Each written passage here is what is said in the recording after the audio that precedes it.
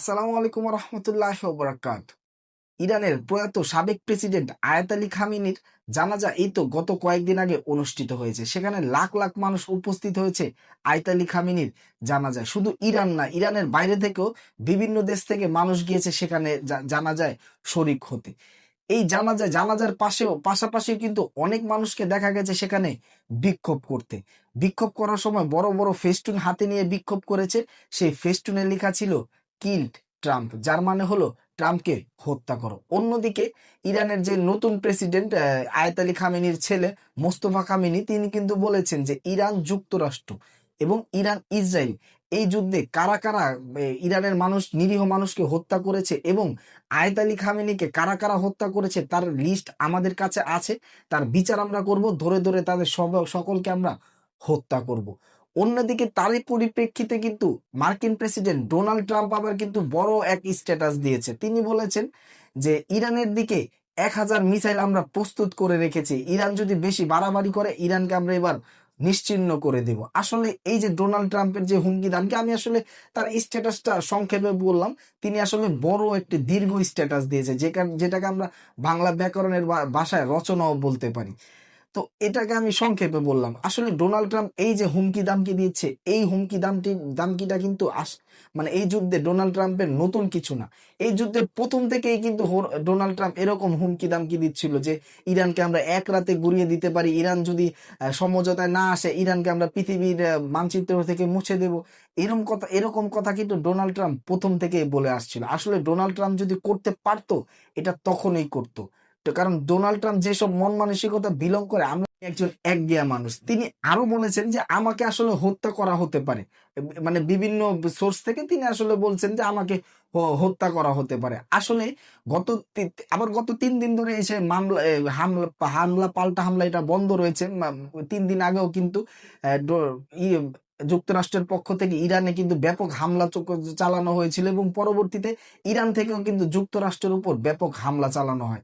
কিন্তু গত 3 দিন ধরে এটা বন্ধ আছে। কিন্তু যুদ্ধ বন্ধ থাকলেও কিন্তু মুখের লড়াই কিন্তু বন্ধ হয়নি। মুখের লড়াই কিন্তু তাদের একদম চলছে, তো চলছেই। এই যে মোস্তফা কামিনী ইরানের প্রেসিডেন্ট, তিনি বললেন যে আমরা যারা এই নারকীয় হত্যাকাণ্ড চালাচ্ছে বা আমাদের প্রেসিডেন্ট আয়াত আলী খামেনিকে হত্যা করেছিল তাদেরকে আমরা ধরে ধরে বিচার করব, হত্যা করব। এই যে একটা মুখের লড়াই। অন্যদিকে আবার ডোনাল্ড ট্রাম্প বলছে আমরা 1000 মিসাইল ইরানের দিকে প্রস্তুত করে রেখেছি। এটাও কিন্তু একটি মুখের লড়াই বলা যায়।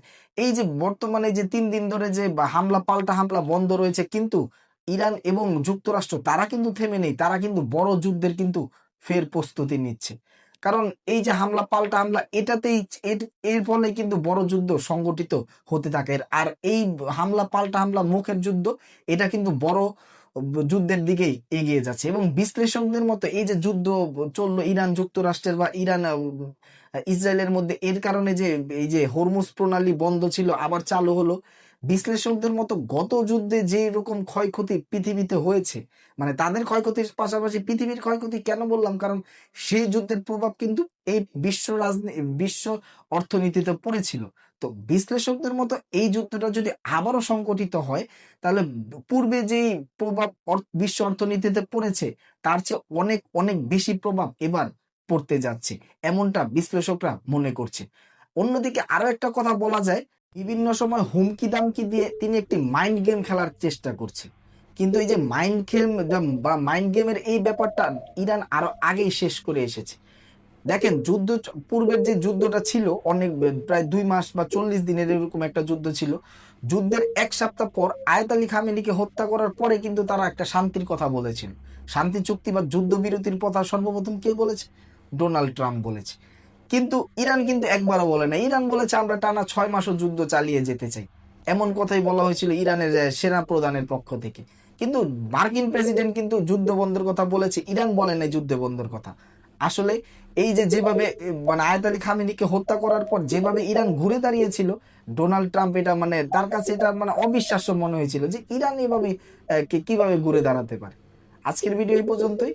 আল্লাহ আপনাদের সবাইকে ভালো রাখুক। আল্লাহ যদি আমাকে হায়াতে বাঁচিয়ে রাখে, ইনশাল্লাহ আবারও দেখা হবে, কথা হবে। আসসালামু আলাইকুম ওয়া রাহমাতুল্লাহি ওয়া বারাকাতুহু।